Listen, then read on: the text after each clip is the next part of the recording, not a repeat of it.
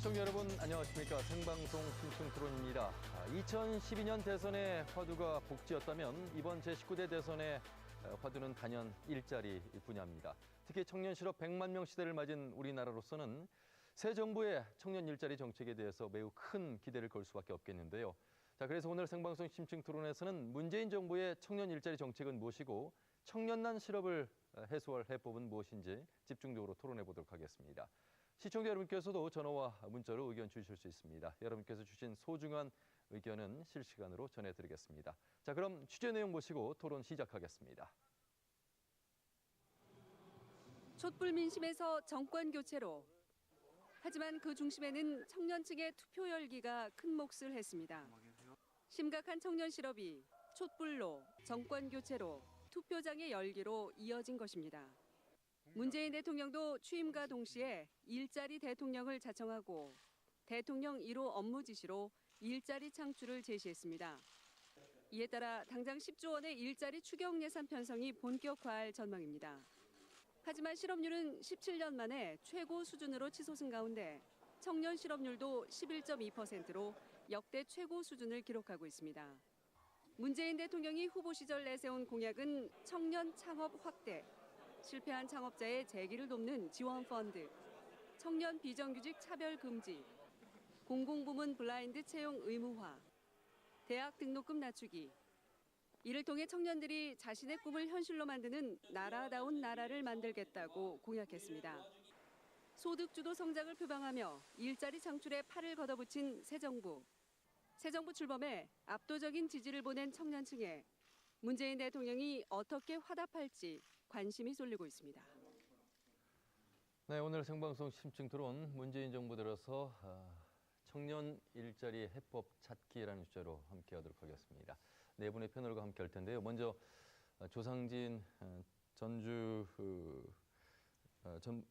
전북일보 개원 논설위원이면서 일자리센터 취업센터장이신 조상진 센터장과 함께하겠습니다. 어서 오십시오. 예, 반갑습니다. 네, 참 진행을 하면서 이렇게 청년 일자리에 대한 이야기를 꺼내면서 제가 좀 이렇게 버벅거리는 처음인데 그만큼 이번 공약들을 말이죠 살펴볼 내용들이 많은데 공공 분야의 81만 개, 이 대선 후보 토론회 때부터 상대방 후보로부터 과연 그 81만 개 현실성이 있겠느냐, 예산은 어디에서 충당할 것이냐 이런 논쟁이 있었습니다. 센터장님 보시기에 어떻습니까? 예, 우선 저는 이번 그 대선 이후에 뉴스라든지 이런 걸 보는 게 굉장히 즐겁습니다. 굉장히 기대도 크고요. 근데 이제 반면에 지금 해야 할 일이 너무 산적해 있어가지고 좀 우려도 좀 큰데요. 특히 우리나라는 지금 현재 이 큰 위기에 처해 있는 게 한 3가지 정도로 요약할 수 있습니다. 우선 그동안 성장이 멈춰가지고 저성장, 그 성장 절벽이라고 하죠. 그다음에 이제 고용이 또 일자리가 늘지 않아가지고 고용 절벽. 그다음에 또 인구가 저출산 고령화로 해가지고 인구가 또 문제가 있어가지고 그 인구 절벽, 이렇게 3대 위기 절벽에 처해 있는데 이것을 풀어가는 해법의 가장 중요한 게 일자리입니다. 일자리가 말하자면 성장의 동력이 되기도 하고 또 저출산 고령화를 해결할 수 있는 것이기도 하고 또 불평등, 소위 우리 양극화가 심화되는데 그걸 또 풀어낼 수 있는 해법인데 또 흔히 뭐 일자리가 최대의 복지라고 하지 않습니까? 그런데 지금 문재인 정부의 공약을 보면은 크게 보면 지금 일자리 창출 공약이 크게 보면 4가지가 있고 그것도 구체적으로 그중에서 이제 청년 일자리 공약은 6가지가 있습니다. 네. 그중에 일자리 창출 공약을 살펴보겠습니다. 그러면 먼저 지금 이미 설치됐습니다만 첫째가 대통령 직속 일자리위원회를 설치하겠다는 게 첫 번째 일자리 중에 공약입니다. 대통령 업무 지시 1호였었죠. 그렇죠. 그래가지고 이게 말하자면 범정부 차원의 일자리를 통합해서 관할하는 컨트롤 타워 역할을 하게 될 겁니다. 대통령이 직접 위원장을 맡았죠. 그다음에 이제 금방 얘기하신 일자리 81만 개 창출, 이게 이제 두 번째인데요. 여기에 이제 17만 4천 개 그 공무원이라든지 그런 것을 포함하고 있고, 그다음에 세 번째가 이 민간 일자리입니다. 민간 일자리인데 이것은 이제 노동시간 단축. 지금 우리나라가 이 주당 근로시간이 68시간인데 이걸 52시간으로 낮춰가지고 일자리 나누기를 통해서 50만 개 민간 일자리를 창출하겠다. 이게 세 번째 공약이고요. 네 번째 공약이 지금 성별, 연령별로 맞춤형, 말하자면 청년, 중년, 노년, 여성 이렇게 지금 그 맞춤형으로 하겠다는 겁니다. 예. 이 중에 이제 청년 일자리가 속해 있는데 이게 6가지를 공약을 했습니다. 중에 첫 번째가 지금 청년 고용 의무 할당제를 높이겠다. 지금 청년 고용이 지금 공공부문에 있어 3%인데 예. 이걸 5%까지 늘리겠다는 것이고 또 이걸 또 민간 대기업으로 확대를 시키고 민간 대기업에서 이걸 잘하는 데는 인센티브를 주고 잘못하는 데는 고용분담금을 부과시키겠다. 이것이 첫 번째입니다.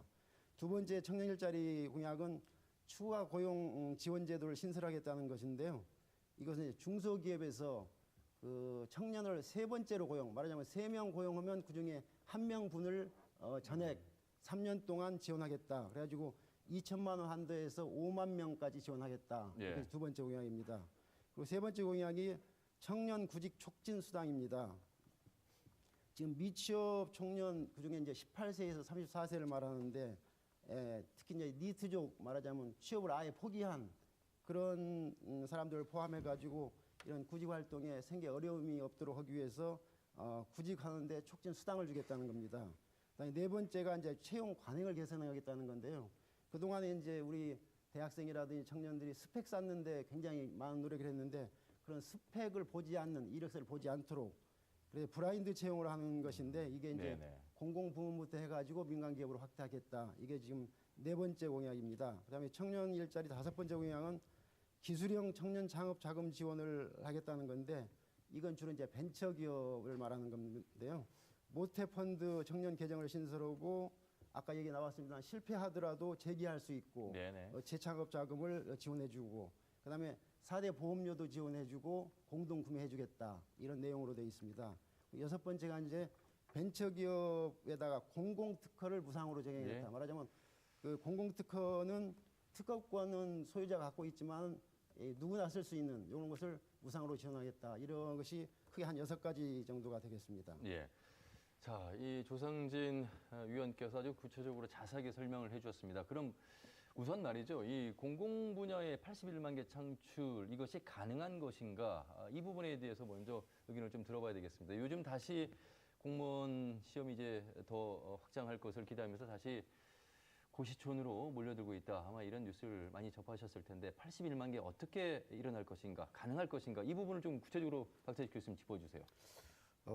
오늘 일자리위원회 그 이용섭 부위원장이 방송에 나와서 그 17만 명은 공무원이고 나머지는 공공부문이다. 예를 들어서 공공부문이라고 한다면 보육이라든가 노인 건강이라든가 이런 부분이 좀 되겠다고 하는 안전 분야라든가 이런 분야가 될 것이라고 얘기를 했습니다. 그런데 저는 좀 이런 점에서 우려하는 게 너무나 우리가 모든 기준을 OECD 평균에다 잡는 것은 대단히 우려스럽습니다. 왜냐하면 OECD 30개 중에 25개국이 유럽 국가입니다. 그리고 특히 북유럽 쪽은 우리와 근본적인 사회적 체제가 다릅니다. 우리는 자유민주주의, 자본주의를 하고 있지만 거기는 유럽 커뮤니즘이거든요. 예. 우리나라 좌파는 거기 가면 유럽에 가면 중도파도 안 못 됩니다. 그 정도로 좌측인 사회주의 성격이 강한데 예를 들어서 우리나라의 1인당 GDP는 이 30개 중에 23위에 해당되고 그다음에 사회적 공공지출은 28위입니다. 물론 이 부분이 앞으로 더 늘어날 것이라고 기대하는 거죠. 그런데 근로자 1인당 세부담도 29위 최하입니다. 네. 예? 이런 나라가 지금 현재 그리고 우리나라가 지금 경기가 침체되어 있고 거의 뭐 전 세계 평균도 따라지 못하고 있습니다.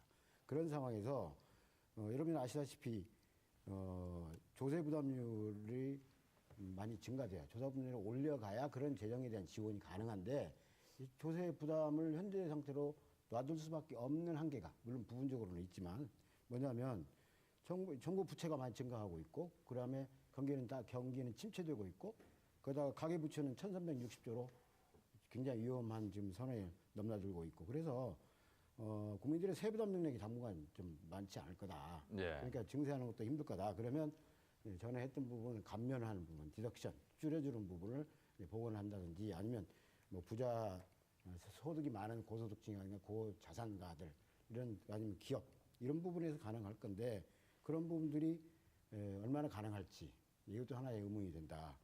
그다음에 이제 또 중요한 것은 경제가 공공 부분이 지나치게 비대해지면 상당히 둔화될 수밖에 없습니다. 왜냐하면 시장이 아무리 실패한다 해도 민간 부분이 잘못된다 해도 정부 실패가 크다는 것이 역사적으로 검증이 됐기 때문에 정부 부분이 너무 커지는 것은 장기적으로 경제 성장에 도움이 되지 않는다. 그래서 그런 부분을 공공 부분을 좀 규모를 증대시키려면 민간 부분에 대해서도 똑같이 더 이상 자꾸 이렇게 성장할 수 있도록 그런 정책을 동시에 펴야 된다. 이런 것이 하나의 이야기가 되겠습니다. 다행스럽게 이런 제한된 범위 내에서 이제 어느 정도 가능할 거라고 보기는 하는데, 이제 문제는 이제 이런 공공 부분을 많이 늘리면 아까 그 내용에서도 말씀하신 것처럼 급여 부분이 있고, 그다음에 근무에 따른 여러 가지 환경 조성이라든지 예. 업무 비용이라든지 이런 게 있을 수 있고, 그 이후에 또 이제 또 대한민국 제일 잘 돼 있는 공무원 연금이 있지 않습니까? 연금에 지금 재정이 많이 지금 거의 충당되고 있는데 이런 부담을 어떻게 해갈 것인지에 대해서 약간 이제 의문이 갑니다. 다행스럽게 이제 이용섭 부위원장 이야기는 두 가지를 이야기했습니다. 하나는 예산을 절약하겠다. 예산 자체를 절약하겠다. 그 다음에 또 하나는 예산이 전달되는 과정 중에서 누수되는 부분에 대한 점검을 하겠다. 네. 이 두 가지를 이야기를 했습니다. 결과적으로 이 이야기는 정부 부분에서 구조조정을 하겠다고 하는데, 현재의 정부의 그 어떤 그 여소야대의 힘 가지고 과연 그것이 어느 정도 가능할지, 이건 좀 의문이다 이렇게 생각합니다. 예. 자, 정부의 부채가 1,500조에 가깝고 그 절반이 이제 공무원과 군인 연금 이런 상황 속에서 예산에 대한 어려움을 좀 말씀을 해주셨습니다. 대통령 직속 청년위원회 위원장을 지내셨던 네. 예, 신용환 위원장 나오고 계시는데 네. 가능성을 어떻게 좀 보고 계시는지 먼저 좀 구체적으로 한번 말씀해 주신다. 네, 지금 박 교수님께서 먼저 이제 구체적인 부분을 말씀을 주셨는데 네. 우선 총론적으로 문재인 정부가 일자리 정부, 일자리 대통령을 표방할 정도로 아주 총론에 있어서 기존의 성장이냐 분배냐 이런 담론에서 단순한 담론에서 일자리에서 성장을 찾고 일자리에서 분배를 찾는 그런 측면에서는 아주 고무적이라고 볼 수 있습니다. 예. 그러나 이제 너무 짧은 기간에 펼쳐진 대선 등등의 사회적 역량으로 인해서 구체적인 기준에서의 아쉬운 점이 있습니다. 왜냐하면 일자리 또 청년 일자리는 종합적인 관점에서의 그 접근 각도가 중요한데, 아마도 이제 짧은 시간에 각 분야의 전문가분들을 모셔서 각 분야별로 세세하게 디테일이나 강론은 강하게 돼 있는데, 총론적인 어느 관점에서 출발해서 어디에 이 5년 내에 방점을 찍을까 하는 그 부분에서는 좀 아쉬움이 보입니다. 왜냐하면 예를 들어서 교육 구조적인 문제, 산업 구조적인 문제, 노동시장 구조적인 문제, 이 크게 세 가지 구조적인 문제로 이제 그 일자리 문제가 꼬여져 있는데, 예. 그런 구조적인 큰 틀 내에서 해법을 각 개별 해법을 찾아가는 게 맞는데, 지금은 디테일 각 개별 해법 위주에서 찾고 있다, 산재돼 있는 그런 이제 아쉬움이 좀 있고요. 그다음에 청년들이 과연 수혜자냐, 단순한 불쌍해서 돕는 거냐 하는 청년들에 대한 그 관점 정리. 네. 당장 불쌍해서 돕는다라 그러면 같은 돈을 쓰더라도 썬크 코스트가 될 확률이 높겠죠. 인베스트가 안 되고. 네. 그래서 이런 부분에서 일단 단기적 처방에 집중되다 보니까 우선은 국가 예산 이런 부분들이 또 많이 수반되고, 아까도 지금 말씀해 주셨지만 1,430조에 달하는 국가 채무 중에서 752조가 지금 군인연금, 공무원연금 보전분이고, 작년도에 늘어난 140조 채무 중에서 무려 92조가 공무원연금, 군인연금 분인데, 예. 그 부분을 과연 또 더 추가적인 재정 부담을 통해서 할 거냐. 또 디테일로 들어가 보면 더 어렵습니다. 뭐냐면 지금 현재 공무원들이 무기계약직이라는 게 있습니다. 그렇죠. 이건 계약직도 아니고 정규직도 아닌 무기한 계속해서 계약직으로 가니까 사실상 정규직이죠. 왜 그런 게 생겼겠습니까? 공무원 숫자를 늘리지 못하기 때문에 현실적으로 국민적 반감도 있고 또 현실적 한계가 있고, 그래서 대략 약 100만 명의 공무원 캡을 두고 계속적으로 무기계약직이나 이런 것들이 이제 생기게 된 것이죠. 예. 이런 부분들, 또 예를 들어 소방직을 보면 지금 소방직 늘리는 게 이제 공약이 돼 있는데, 17,000명 정도 네네. 되죠. 소방직을 보면 소방직은 지방직 공무원입니다. 그렇죠. 그러면 처우가 다 다르고 각 지방별로, 그럼 이걸 다시 국가직으로 전환할 거냐 등등의 디테일로 들어가 보면 굉장히 어렵다. 정리해 보면 큰 틀의 접근 방향, 출발점, 그리고 그것의 5년 동안의 목표점, 이런 큰 틀이 조금 아쉽고, 개별 디테일은 상당히 강하게 잘 돼 있다. 그러면 이것을 이 5년 동안에 잘 조화롭게 하는 것이 중요한 과제라고 생각됩니다. 예.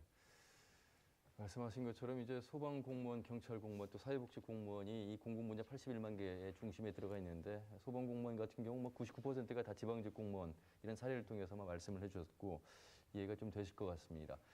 전주대학교의 창업 지원 단장을 맡고 계신 이현규 단장님 나오고 계시는데, 이제 대학생들 역시 공무원 뭐 많은 생각을 염두에 두고 있어요.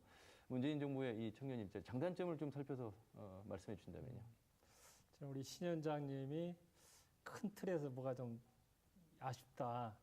너무 이렇게 마이너한 거에 이렇게 열거된 거 아니냐는 생각이 있는데 저하고는 좀 생각이 다르네. 저는 큰 틀에서 정말 잘 됐다. 제대로 방향을 잡았다 생각합니다. 네. 지금까지는 역대 정부가 국가 총생산 GDP 성장률에 집중을 했습니다. 그러다 보니까 대기업, 제조업, 수출 위주로 갈 수밖에 없었거든요. 근데 제조업이나 대기업 일자리 창출이 없습니다. 거의 없잖아요.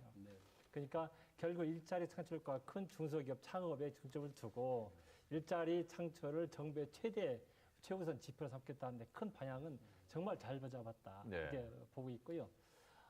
그렇기 때문에 어쨌든 이제 예산이라든가 뭐 추경도 편성하고 나중에 모든 산업 정책에서 일자리가 효과가 큰 기업 정책이 우선 될 테니까 또 대통령도 뭐 일자리 상업판도 만들고 일자리 대통령이 하니까 아마 일자리는 굉장히 실질적으로 늘어날 걸로 봅니다. 또 하나 우리가 또 좀 좋게 보는 것은 젊은 청년들이 일자리가 없어서 취업을 안 하는 게 아닙니다. 네. 일자리가 있는데도 대기업 가려고 해서 문제거든요. 중소기업 제대로 사람을 못 키워서 난리인데 청년들이 중소기업 가려고 하질 않아요. 그 이유는 대기업과 중소기업 격차가 너무 커서 그렇거든요. 네. 평균적으로 60%, 전라북도는 한 50%뿐이 안 됩니다. 그런데 이 정부가 그걸 알고 중소기업의 임금 격차를 해소해서 한 80%까지 올려서 젊은이들이 중소기업에 취업할 수 있는 여건을 일자리의 질을 높여주겠다고 했는데 방향을 제대로 잡았다 그렇게 생각합니다. 그래서 어쨌든 대통령께서 관심을 가지고 이런 방향으로 하면은 일자리도 늘어나고 일자리 질도 높아져서 좀 청년들이 중소기업에 취업하고자 하는 그런 기피 현상이 좀 완화되지 않을까 해서 큰 틀에서 잘 잡았다 생각합니다. 다만 제가 좀 우려되는 부분은 아까 우리 이제 박 교수님 얘기했듯이 공공부문의 일자리는 근본적인 대책이 될 수 없거든요. 다만 아까 얘기한 대로 큰 틀에서 방향을 잡았지만 뭐 예산, 정부 정책 우선순위를 정하다 보면 시간이 많이 걸리기 때문에 단기적으로 효과가 큰 예산으로 바로 할 수 있는 공공부문 일자리 이제 81만 개 얘기했는데 그건 저는 단기적인 처방이라고 생각합니다. 근본적인 처방이 될 수 없고 그래서 이런 단기적인 처방과 함께 장기적으로 그런 일자리를 최대 목표로 하고 국가 총생산이 아닌 GDP 성장률이 아닌 일자리를 축소를 하는 방향 정책은 맞다고 보고요. 큰 틀에서 잘 됐다고 생각합니다. 그 부분을 우리 지역과 연관지어서 좀 이렇게 좀 질문을 드리면 어떨까 싶습니다. 지금 중소기업 임금을 이제 대기업의 80%까지 보전해주는 방향, 아마 공정임금제, 요걸 적용하는 문재인 정부의 공약을 짚어주셨습니다. 전라북도는 말이죠, 95%가 이제 대부분 중소기업이 현실 속에서 공공분야 일자리 창출도 중요하겠습니다만 지금 대기업을 선호하는 이 구직자들의 미스매칭 부분이 우리 지역의 가장 큰 문제. 신 위원장님, 이 부분을 살펴서 그러니까 대기업과 중소기업의 공정임금제 부분은 어떻게 좀 평가를 하시는지. 네, 우선 좀 전에 단장님께서 이제 시각이 완전히 다르다라고 이제 전제를 해주셨는데 말씀 들어보니까 사실상 이제 비슷한 시각인데 뭐냐면 큰 틀의 것들 일자리 정부를 표방하고 일자리의 구조적인 걸 개혁하려는 그 부분은 뭐 다 동의를 하고 다만 가장 중요한 게 이제 산업 구조적인 거, 노동시장 구조적인 거, 교육 구조적인 이런 부분에서의 그 전체적인 조합이나 이런 부분들이 아직 너무나 단기적에 이렇게 하다 보니까 미진한 부분이 있지 않은가라는 부분을 말씀드렸던 거고요. 그다음에 이제 눈높이에 따른 미스매칭, 그다음에 대기업과 중소기업의 격차. 지금 보시면 좀 전에도 말씀 주셨지만 대기업 기준으로 임금 기준으로 보면 100대, 66대, 52대, 36 정도로 중소기업 정규직이 52 정도밖에 되지 않습니다. 대기업에 비해서. 이런 상황에서 지금 지난 대선을 보면 문재인 지금 대통령님 그다음에 안철수 당시 후보 등등이 이제 80%에 준하게 맞추자 했는데 이 부분이 이제 한 가지 함정이 있습니다. 뭐냐면 밑에 이제 우리나라가 다 원하지는 않지만 일종의 이제 하도 구조, 지금 협력업체라고 부르는 그런 속에서 관행적으로 원가 통제를 많이 했죠. 공정거래위원회 등등을 통해서 그런 것들을 규제를 했지만 현실적으로 이제 미처 다 사각지대들이 많죠. 그러면 공정임금제를 하기 위해서는 이제 하청 납품 구조, 그거에 따른 그 대가 지불 구조, 예를 들어서 몇 개월 어음이라든지 전자어음이라든지 이런 결제 구조 이런 것까지 종합적으로 봐야 되는데 그랬을 때 과연 위에서 규제만으로 이게 되는 거냐 하는 문제가 하나 있죠. 그렇게 되면 예를 들어서 규제로 딱 묶어놨을 때 겉으로는 그렇게 하고 그게 결국은 이 임금 근로자들의 이제 고열을 짜는 수가 또 부작용이 생길 수도 있고 또 과거에 저희가 IMF 직후를 보면 임금을 잠시 동결한 적이 있습니다. 은행이라든지 몇 군데들이 사회적 협약을 통해서 임금을 동결해 봤는데 1년 만에 포기를 했습니다. 예. 그래서 지금은 이게 이제 80%를 맞추기 위해서 국가 재정으로 일부 보전을 하고 인센티브를 주고 하고 역시나 계속해서 이게 국가 재정이 이제 소요되는 부분인데 저는 이렇게 생각합니다. 일정 기간 우리가 특단의 대책을 국민적 합의, 일자리위원회도 기왕 만들어졌고 이 일자리위원회는 그 최저시급위원회라든지 노사정위원회까지 같이 이렇게 포함해서 포괄적인 위원회로 아주 강력한 위원회니까 기왕이면 사회적 대타협을 통해서 일정 기간 예를 들어 대기업의 신입 임금을 동결한다든지 네. 신입만요. 예를 들어 이런 방식을 통해서 어느 정도 중소기업이 자생력으로 올라올 수 있는 이런 현실적 방안을 같이 맞춰야지 재정 충당이나 이런 것들로만은 다 이뤄낼 수는 없다라고 생각은 합니다. 예. 자, 문재인 정부는 일자리 정부가 되겠다고 밝혔습니다. 그래서 당선증 받고 그 다음날 바로 업무 지시 1호가 이제 국가일자리위원회 신설하라 이런 지시였습니다. 우리 전라북도도 송하진 지사를 중심으로 한 일자리위원회가 이제 함께 출범을 했습니다.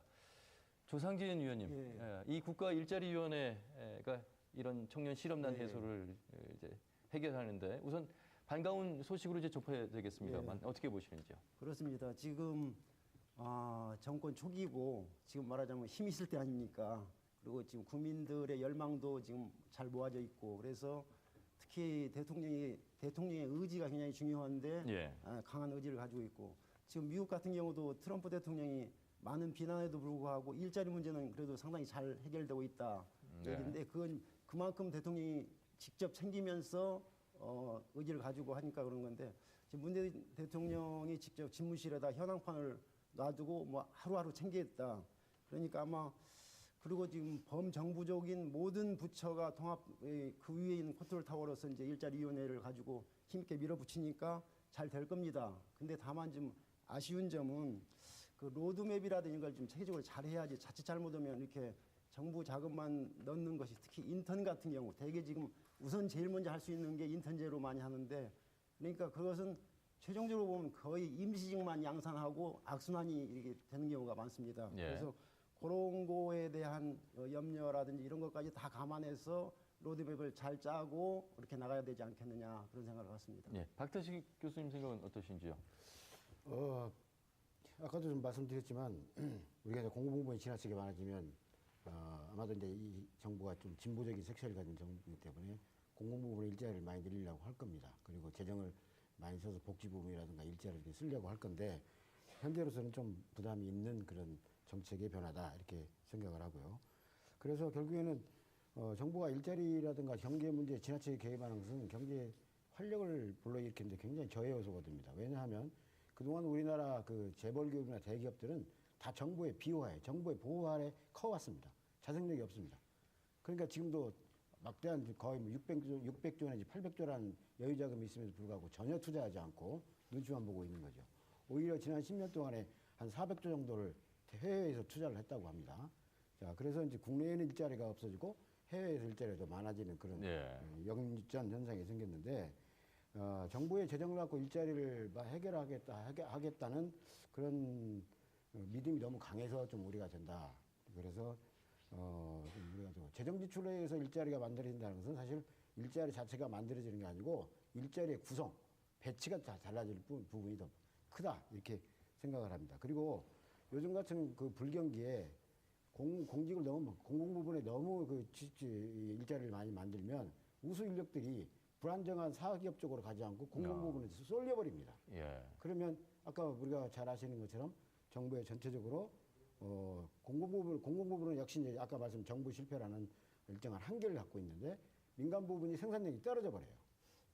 그것을 우리가 이제 일종의 다른 부분에서 구축 효과라고 하는데 노동시장에서 구축 효과가 나타나는 겁니다. 정부 부분이 비대하다 보니까 민간 부분의 생산이 위축되는 그런 결과를 가지고 오면 장기적으로 성장에 도움이 안 된다.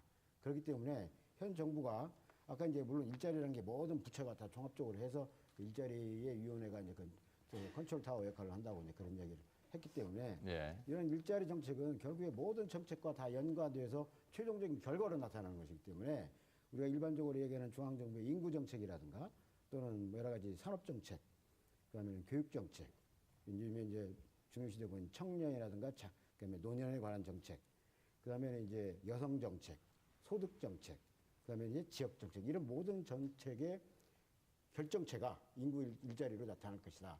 그래서 그런 부분에 대해서 민간 부분의 역할을 좀 중시하고 그 부분에 대해서 좀 더 활성화될 수 있게 자극을 주고 그 부분에 대한 결과를 나타낸다면 전체적으로 조화롭게 갈 것이나 너무 공공 부분이 강해지면 나중에 장기적으로 경제에 부담만 주는 결과를 가져올 수도 있다. 네, 이런 말씀입니다. 예. 자, 새 정부 들어서 청년 일자리 이제 과제가 무엇이 있는가 이 부분을 좀 살펴보도록 할 텐데 신유 위원장님. 네. 문재인 대통령이 취임하자마자 야사당 원내대표를 만나면서 협치를 좀 네, 부탁을 했습니다. 네. 아마 그 부탁 첫 1호는 아마 이런 일자리 분야에 네, 대해서의 네. 협치에 대한 부탁이었을 것 네. 같은데 후보 시절에 이제 토론을 통해서 일자리에 관련된 이야기를 많이 나눴습니다. 다른 네. 후보의 정책을 좀 수용할 만한 내용들은 없는지 네, 네. 예, 그 부분들을 좀 살펴봐 네, 주시죠. 지금 사회자님께서 말씀 주셨듯이 이 일자리만큼은 또 그 경제만큼은 아마 이념, 노선 이렇게 그것만으로 해결할 수는 없을 겁니다. 왜냐하면 예. 워낙 오랫동안 구조적으로 같이 이제 그 꼬여온 면들이 있기 때문에 다 같이 국민적 총의를 같이 모아야지 아마 해결이 될 거라고 보고 네. 그런 면에서 아마 처음에 이제 그런 부분을 당부했을 것 같고요. 각 후보 진영에서 각각 보면 굉장히 좋은 그 아이디어나 또 현실 실현 가능한 것들이 있었습니다. 예를 들어서 안철수 후보님 같은 경우도 요건 이제 장기적 과제인데 이 공교육 학제 개편 552 시스템 지금 633 시스템을 552로 한다. 이 그렇죠. 부분은 사실은 거의 모든 정치인 분들이 건들지 않았던 부분입니다. 예. 왜냐하면 교육 부분은 건드리면 무조건 손해다. 이런 게 그동안 이제 인식으로 왔는데 왜 장기적 관제라고 제가 말씀드리냐면 요즘 청년들의 지식의 정도, 습득하는 정도, 그다음에 옛날처럼 본질이 아닌 직관적으로 받아들이는 거, 그다음에 우리가 먼저 대학 하던 문화에서 이제 직업교육 훈련이라든지 직업 진로를 먼저 조금 일찍 정하는 그렇습니다. 거, 예를 들어 예. 중학교 때 자유학기제 이런 것들을 계속 실행하면서 조금이라도 이제 세상에 나가는 걸 먼저 생각하도록 만들고 이렇게 하기 때문에 장기 과제로 한번 국민적 총의를 모아서 학제 개편도 고민을 해봐야 된다. 물리적으로 신체적으로도 물론 그만큼 커진 게 있고요. 예. 그다음에 뭐 홍준표 후보 같은 경우는 서민 이제 저 신용 사면 이런 부분 물론 그게 모럴 해저드로 가면 안 되겠죠. 그렇죠. 일정 기준을 정해서 이제 신용 사면하는 이런 부분도 한번 고려해 주면 좋을 것 같고 유승민 후보께서 이제 창업 강국으로 만들겠다 하는 부분에서 예를 들어서 연대보증 해소, 연대보증에 의해서 사실은 국가가 그걸로 인해서 금융기관이나 보증기관이 떼는 액수가 1년에 3,500억 정도 수준입니다. 네. 그러면 그 정도는 부담할 수 있으니까 연대보증에 의해서 많은 사람들이 좌절하지 않도록 해주는 부분들.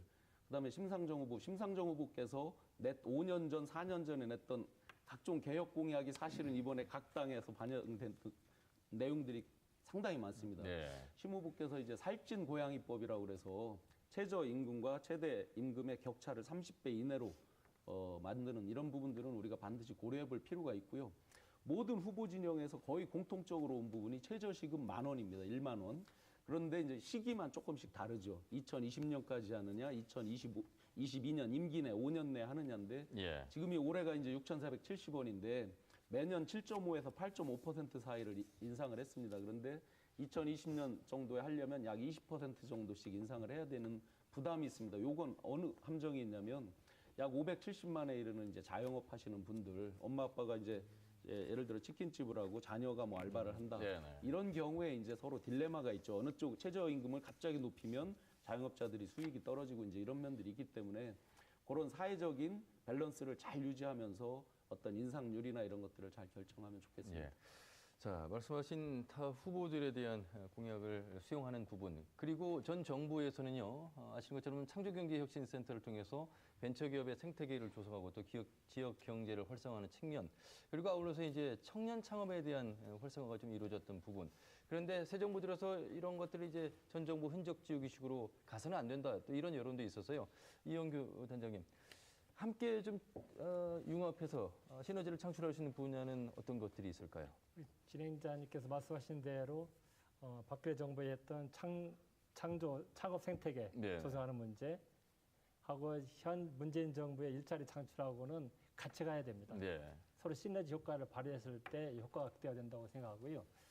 다만 좀 걱정이 되는 것은 박근혜 정부의 창조경제센터는 방향은 잘 잡았지만 이 박근혜 정부의 창조경제를 대기업하고 연결을 시켰습니다. 그렇습니다. 이건 그건 매치가 잘못된 거죠. 예. 원래 대기업은 제가 이제 대학교에서 강의하다 보면 학생들이 가장 저한테 하는 질문이 뭐냐면은 정부가 뭐 국가 총생에서 GDP가 몇 프로 성장했다고 막 자랑하는데 OECD 국가에서 뭐 제일 높다고 자랑하는데 취업은 이렇게 어렵습니까? 네네. 이거 거짓말 아닙니까? 그래서 제가 그렇게 했어요. 정부가 거짓말은 아니다. 다만 그래서 이걸 보시면은 한국은행에서 발표하는 취업 개수라는 게 있습니다. 이게 국민 총생산 10억으로 생산할 때 얼마만큼 일자리가 취업 사람이 필요한가 하는데 이걸 생각하면 10억 원을 투자했을 때 얼마만큼 일자리가 생기는가 합니다. 예. 옛날에는 뭐 30억까지 냈던 게 지금 이렇게 쑥 떨어지고 있습니다. 그러니까 결국은 대기업, 수출, 제조업 위주로 가는 이런 성장 위주의 정책에서는 결국 뭐 자동화 설비라든가 뭐 어떤 뭐 그런 걸 가기 때문에 일자리가 줄어들 수밖에 없거든요. 그래서 이제 앞으로 이 문재인 정부가 일자리를 늘리기 위해서 중소기업, 창업으로 가야 되겠다는 게 방향이 맞다고 얘기를 하는 거고요. 또 하나는 같은 그 중소기업이라도 예. 산업별로 굉장히 효과가 큽니다. 같은 전체가 뭐 평균 일자리 창출료가 10억을 투자했을 때 17명이라면은 제조업은 한 10몇 분이 안 되는데 그 소프트웨어라든가 서비스 산업, 지식 기반 산업은 20명 가까이 되거든요. 거의 절반 수준에 지나지 않아서 중소기업 중에서도 특히 청년들이 잘할 수 있는 소프트웨어라든가 서비스 산업 이런 쪽을 많이 좀 거의 육성을 돼야 된다는 그 방향에 맞다고 들고요. 제가 단적인 얘기가 삼성전자가 2014년도에 중국에 7조 원을 들여서 반도체 공장을 건설했습니다. 네네. 만일 이들에 적용한다면 대기업도 이렇게 일자리 취업 개선한다면은 10억에 10명을 일자리를 만든다면 1조면 10,000명을 만들어야 됩니다. 그렇네요. 네. 그러면 7조면 7만 명이 나와야 되죠. 중국 정부가 굉장히 환영했고 삼성이 7조 원을 투자하면 최소한 한 수만 명 일자리가 생길 거다 기대했는데 네. 실제로 생긴 일자리는 2,000명이 안 됐습니다. 그러니까 이 취업 개수로 보면 한 명도 아니에요. 0.2명이에요. 그러네요. 10억을 투자해도. 네. 그러니까 대기업들은 그만큼 일자리가 안 생기는 거죠. 중소기업 창업하는 으로 가기 때문에 중소기업 창업으로 가야 된다는 말씀을 드리고요. 예.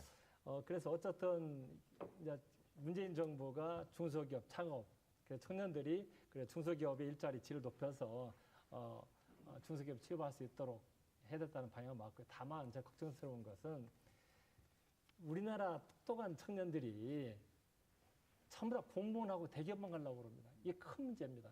일본이 그렇거든요. 우리가 맨날 일본 욕하면서 일본을 그대로 따라가고 있어요.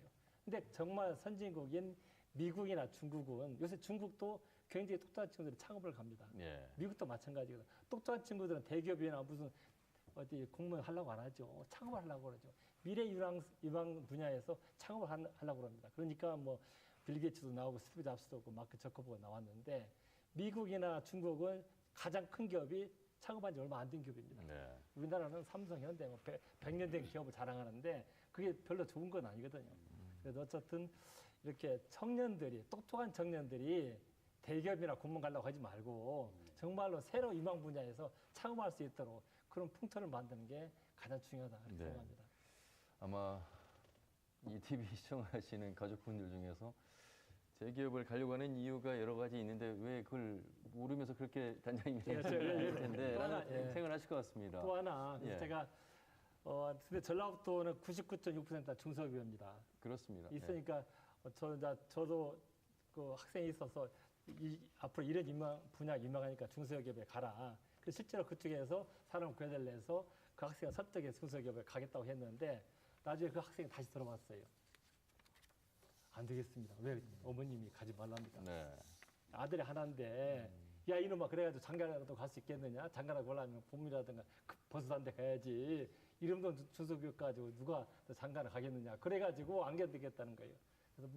그래서 이런 풍토는 정부 노력만 가지고도 안 되고 네네. 학생들 노력만 가지고 안 됩니다. 교육만이고 부모님들도 인식이 바뀌어야 됩니다. 예. 앞으로 어떤 분야가 미래가 클 건지 앞으로도 변호사, 의사, 공무원이 계속 잘 나간다는 보장 없거든요. 네네. 그래서 그런 전반적으로 아. 어떤 청년들이 좀 도전하고 새로운 면 분야에 좀 할 수 예, 있도록 알겠습니다. 도전정신을 키울 수 있는 그런 풍토를 만드는 게 그러니까 이제 그동안에 박근혜 정부의 창조경제혁신센터는 17개 시도 우리 지역만 하더라도 효성이 중심에 두고 이제 대기업하고 시작을 시작했죠. 했죠. 그렇지만 이 문재인 정부 들어서는 중소기업의 활성화와 또 창업 쪽에 네. 중심을 둬야 된다 이런 말씀을 하셨고 바로 99%가 중소기업인 우리 정권은 이 현 정부 들어서는 잘 맞아떨어질 수 있는 공약들이다 그렇습니다. 이렇게 네. 보신 거고 예, 좀 네네. 다른 의견이 있으신 것 관장님께서 같아서요. 아주 네. 중요한 지점을 지목해 주셨는데요. 청년 실업 문제, 청년 취업 문제는 바로 청년들만의 문제가 아닙니다.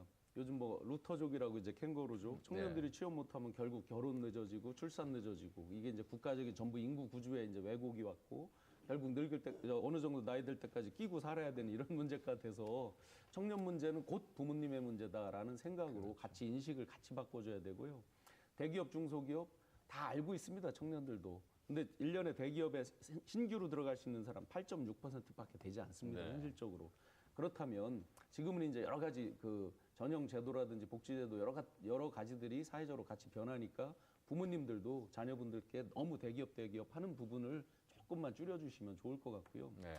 아까 이제 창업 독려해 주신 부분에서 유니콘 기업이라고 있습니다. 10억 불 이상의 기업 가치가 되는 기업들. 단적으로 우리나라 3개밖에 없습니다. 뭐 미국, 중국 다 몇백 개씩 되죠.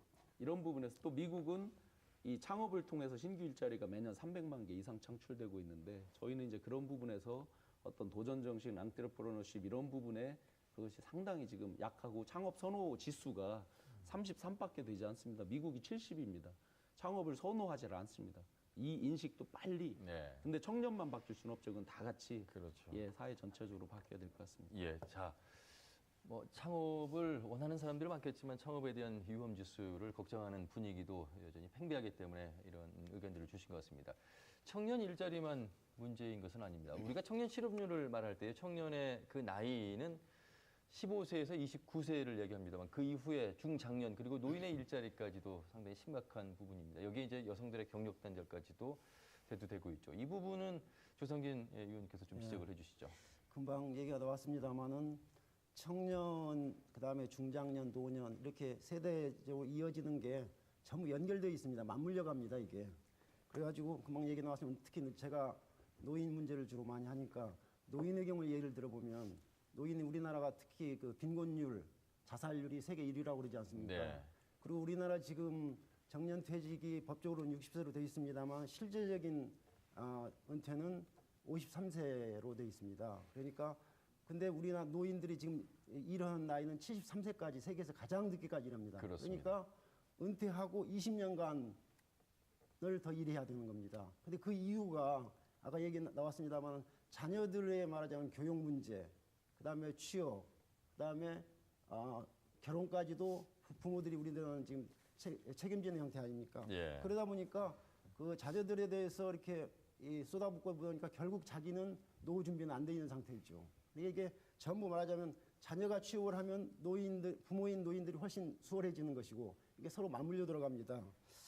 그리고 여기서 이제 특히 이제 이 청년, 중장년, 노년과 관련해 가지고 아까 얘기가 잠깐 했습니다만 모든 지금 청년도 인턴제, 중장년도 인턴제, 노년도 시니어 인턴제 해가지고 정부에서 말하자면 가장 손쉽게 일자리 만드는 게 돈을 좀 주고 인센티브 줘가지고 이렇게 만드는 겁니다. 그리고 예. 또 뭐 중장년 패키지 사업도 있고 주로 이제 청년, 중장년은 고용노동부에서 하고 노년은 보건복지부에서 하는데 그런 말하자면 이번 그 문재인 정부에서 자칫 잘못하면은 수치 노름에 빠질 수가 있다.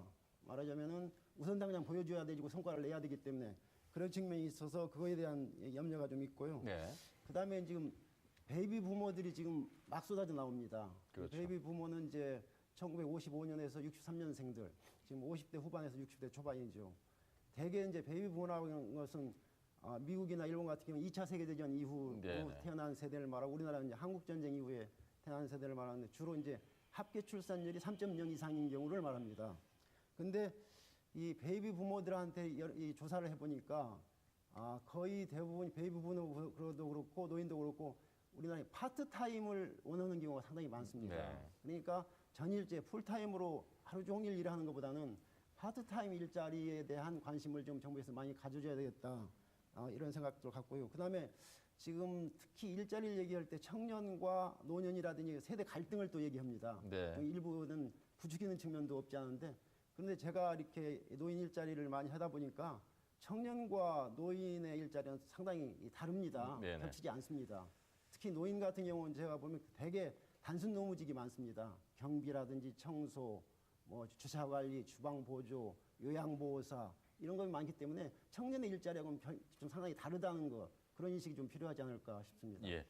자, 오늘 특별히 이제 전주시 노인취업지원센터장을 맡고 계셔서 중장년 그리고 노인에 대한 일자리 부분을 언급을 좀 들어봤고요. 이 분야는 또 다음에 또 말씀을 들어보기로 하겠고. 자, 그렇다면 청년 실업을 돕기 위한 제도들은 어떤 것들이 있을까? 여러분 뭐 언론을 통해서 아시겠습니다만 성남 같은 경우는 청년 배당 정책, 서울은 청년 수당 정책. 이번에 그래서요 노무현 문재인 정부 들어서 말이죠 청년 구직 촉진 수당을 이제 도입하기로 약속을 했습니다. 그러니까 18세에서 34세 그러니까 고용 범위 미가입한 취업 준비생에게 30만 원씩 최대 9개월간 지급한다 이런 내용입니다. 자, 그런데 이걸 전 정부에서는 이제 포퓰리즘이다 해서 왜 지방자치단체가 이런 제도를 시행하느냐 이런 의견은 분분했습니다만 이제는 뭐 대통령의 의지를 갖고 시행하겠다 이런 차원에서 우리 지역도 한번 살펴봐야 될 것 같습니다. 먼저 예, 이형규 단장님께서 말씀해 주신다면. 이제 정부에서 구체적으로 청년수당 문제를 구체적으로 발표하지 않았기 때문에 어떤 식으로 이제 거기에 뭐 국가계획위원회라든가 뭐 일자리에 대해서 다듬어질 텐데 좀 걱정되는 것은 중복 예전에 성남시 같은 경우는 성남시도 주고 있고 경기도에서도 주고 있고 정부에서 주면은 성남시는 3번 중부에서 받을 수 있는 경우가 생깁니다. 근데 또 다른 지역 이렇게 전라북도라든가 재생자립도가 약한 데서는 사실은 청년수당을 주고 싶어도 못 주거든요. 그러면은 결과적으로 수도권에 재정자립도가 좋은 지역은 청년들한테 여러 가지 수당도 주니까 오히려 청년들이 수도권으로 가게 하는 유입하는 효과를 해서 우리 재정자립도가 약한 전라북도 입장에서는 청년들은 그렇지 않아도 유출이 많은데 그걸 가속화시키지 않을까 개정이 돼서 이건 지역 간의 균형 문제라든가 이렇게 지역 간의 갈등 문제다 재정자립도 이런 걸 종합적으로 감안해서 정부가 좀 대책을 세밀하게 신중하게 세워야 되지 않을까 그렇게 생각합니다. 박자식 교수님 생각은 어떠신지? 주지 않는 것보다는 주는 게 낫겠죠. 근데 실제적으로 효과가 얼마나 있겠는가. 저는 두 가지 면에서 일단 취업준비생에 대한 뭐 준비자금이라든가 격려자금이 있고 또 하나는 그 좀 어려운 말로 한계 소비 성향이 높은 청년들에게 자금을 주면 내수의 증대로 가져올 수 있기 때문에 그 두 가지 토끼를 잡으려 한다고 생각합니다. 그러나 아까 우리 이영기 전 부지사님께서 말씀하신 것처럼 이것은 지역 간의 격차를 더욱 심화시키는 그런 부작용도 있을 수 있고 그렇기 때문에 또 어떤 면에서는 이제 그 청년 구직자들 중에 도덕적 해이 문제가 또 대두될 수가 있습니다. 그래서 저는 이것을 무조건 지급하기보다는 예컨대 어떤 미래지향적인 어떤 기술이나 교육 훈련을 받는 걸 전제로 그걸 조건으로 해서 주는 게 훨씬 더 실질적으로 일자리에 접근하는 좋은 방법이 되지 그냥 한다음에 예를 들어서 성남시에 있던 사람은 서울시로 옮겨요. 그러면 아까 말씀한 것처럼 3번은 받을 수가 있거든요. 서울 분당에서 받고 성남에서 받고 서울서 받고 국가에서 주는 거 받고 그렇게 되면 그걸로 그 자체로 하나의 직업이 될 수도 있단 말이에요. 일정 기간 동안요. 오히려 그런 부분들이 일자리를 찾는데 여러 가지 사회적 혼란을 야기할 수도 있겠다.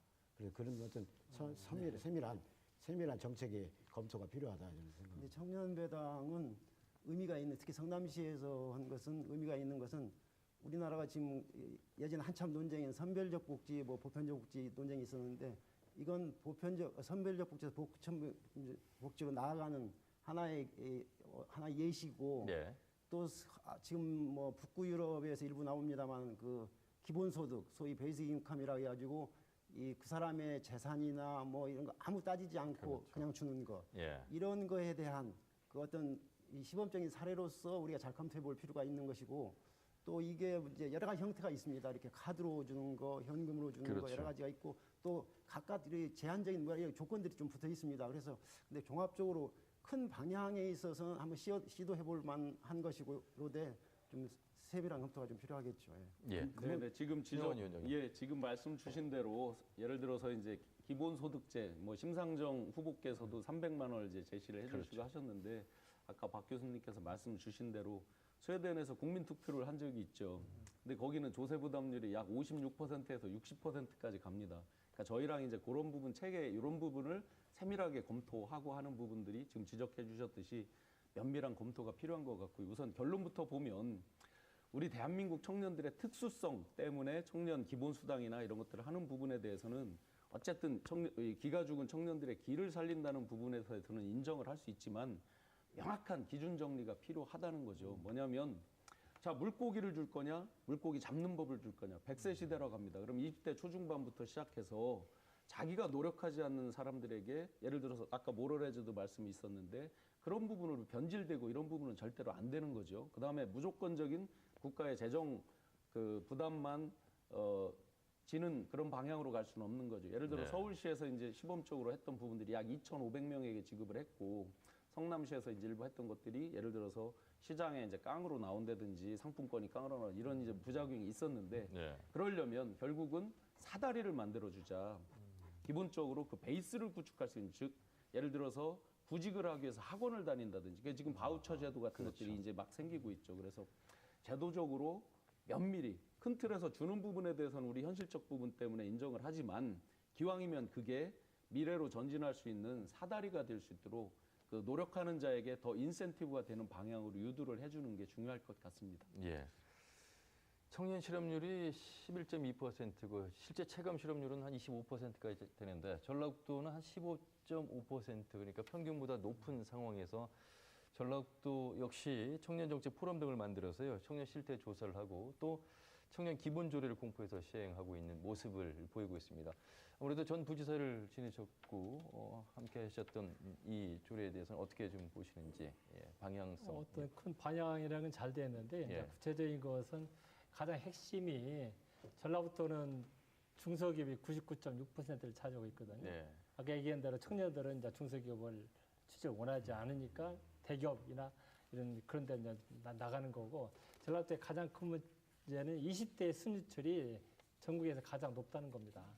실업률이나 그것보다도. 그래서 어쨌든 이 젊은 청년들이 다른 지역으로 가지 않도록 하려면은 전라북도의 청년들이 원하는 그런 일자리를 많이 만들어야 되거든요. 그래서 일단은 중소기업 중에서도 전라북도가 강점을 가진 농생명이라든가 바이오라든가 이런 것들은 상당히 일자리 창출 효과도 크기 때문에 문화 콘텐츠라든가 전라북도가 가지고 있는 탄소라든가 또 전라북도가 도단위 유일하게 연구개발 특구가 있으니까 연구개발 특구를 통한 기술을 사업화하는 창업 생태계를 조성하다든가 이런 쪽으로 많이 영향을 줘서 그런 관련 분야의 기업들이 전라북도로 오고 네.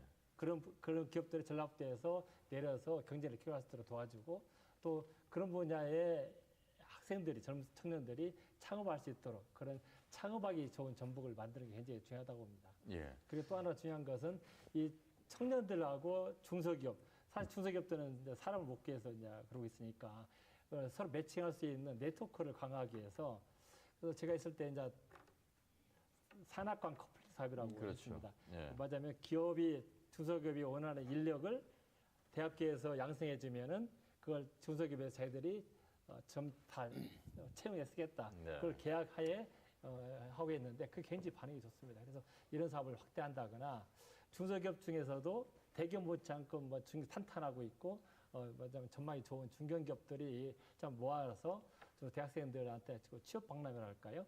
이런 중소기업체도 우리나라 전라북도에도 이런 중소기업에서 앞으로 잘 나갈 탄탄한 그런 기업이 있다. 오히려 대기업보다 더 오래갈 그런 기업들이 있다. 이런 것을 알리고 학생들이 가서 보고 그래야 택시는 사실 모르거든요. 네. 그래서 그런 기회를 박람회라든가 사랑하는 커플이라든가 그런 매칭 네트워크 시스템을 좀 강화할 필요가 있지 않나. 그리고 네. 지금 조성규 의원님. 지난 얼마 전 4월 달에 전북연구원에서 청년 고용 실태 조사를 했습니다. 그걸 발표를 했는데 20, 30대 1,500명 전라북도 20, 30대 청년 했는데 그중에 20대 한 절반 46.4%, 그다음에 30대 37.5% 거의 3분의 1에서 절반 가까이가 전라북도를 떠나고 싶다. 그 이유가 뭐냐? 예. 취업이 어려워서 취업을 하기 어렵기 때문이다. 그래서 이제 여러 가지 아까 이 창업도 말씀한 여러 얘기가 나왔는데 우선 당장 할 수 있는 것 중에 하나가 이미 좀 이슈화가 됐습니다만은 혁신도시를 활용한 말하자면 우리 전라북도 같은 경우는 지금 가장 이 발전 동력이 될 수 있는 게 가장 장기적으로 볼 수 있는 건 새만금. 그다음에 가까이 볼 수 있는 게 혁신도시라든지 뭐 한옥마을 활용하는 것은 여러 가지 식품 클러스도 있습니다만은 우선당 혁신도시 같은 경우는 전국 좀 10개 도시에 한 150여 개 기관이 지금 내려와 있지 않습니까? 네. 노무현정부에 제일 잘한 것 중에 하나인데 이 혁신도시의 청년 그 지역 인재 할당제를 지금 35%까지 하자 해가지고 지금 굉장히 공론화를 많이 시켜오는데 현재는 지금 20%를 권장하고 있습니다. 근데 지금 올 초까지 해가지고 통계로 잡아보면은 지역 인재를 채용한 게 전국 10개 지역 전체가 약 13% 정도만 채용을 하고 있습니다. 네. 그러니까 이게 35%까지 늘릴 경우 지금 전라북도 같은 경우는 농촌진흥청을 비롯해가지고 국민연금공단이라든지 한 12기관에서 약 지금 현재 근무하는 인원이 5,300명 정도 됩니다. 혁신도시에. 그러니까 앞으로도 13%에서 35%까지 늘리자 보면 아주 양지대 일자리가 1,200개 정도가 바로 나옵니다. 네. 이런 것들도 활용하는 것을 바로바로 우리가 같이 좀 힘을 모아야 되지 않을까 싶습니다. 저는 그 혁신도시의 그 지역 인재 할당제에 대해서는 좀 신중한 접근이 필요하다고 보는데 왜 그러냐면은 우리 전라북도 입장에서는 그 혁신도시에 있는 기업들이 대부분 공무원입니다. 네. 그렇죠. 농촌진흥조사 연구원들도 보면 다 국가직 공무원입니다. 공무원을 어느 지역에 할당을 한다는 건 법적으로 그건 실행이 불가능한 얘기고요. 또 사실은 전라북도가 어디 강점을 가진 분야에서 저런 지역에서도 인원 학생들 오국에 만들어야 되거든요.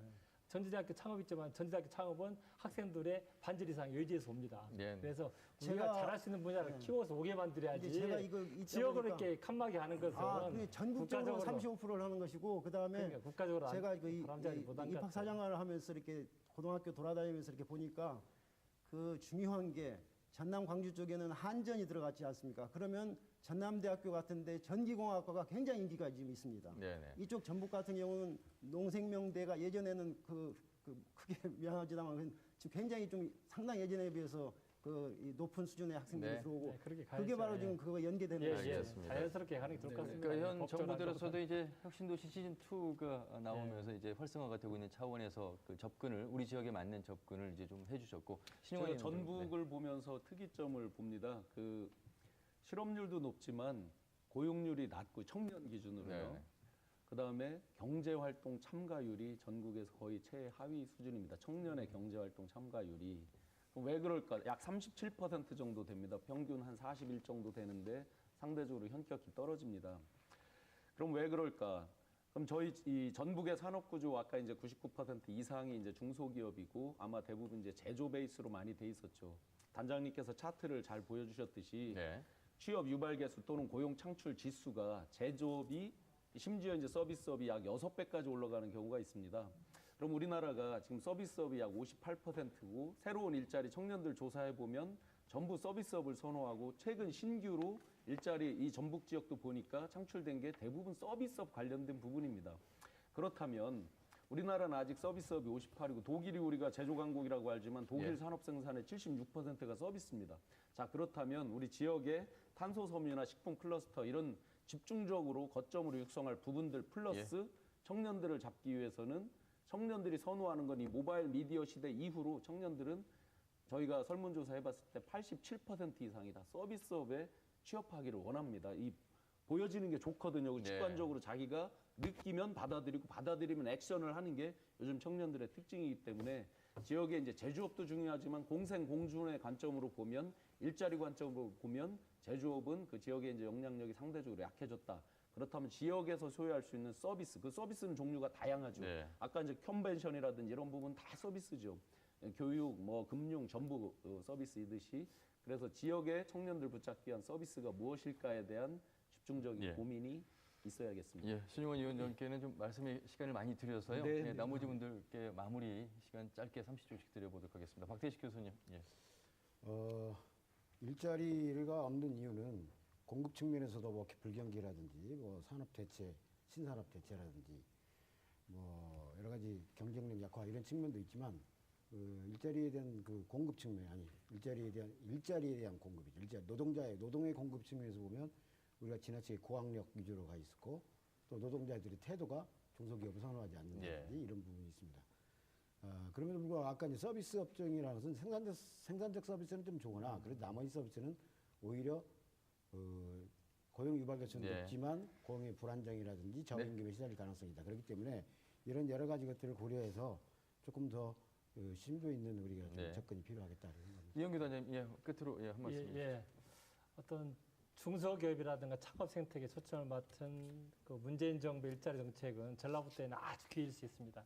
전라북도에는 중소기업이 99.6% 차지하고 있고 전라북도는 다행히도 연구개발 특구라든가 농생명 그다음에 탄소 이런 가지 그 창업 생태계를 만들 수 있는 여건이 아주 좋기 때문에 예. 문재인 정부의 중소기업 창업 생태계하고 잘 융합해서 시너지 효과를 할 수 있도록 우리가 잘 정책을 펴내간다면 좋은 기회가 될 수 있다고 생각합니다. 네.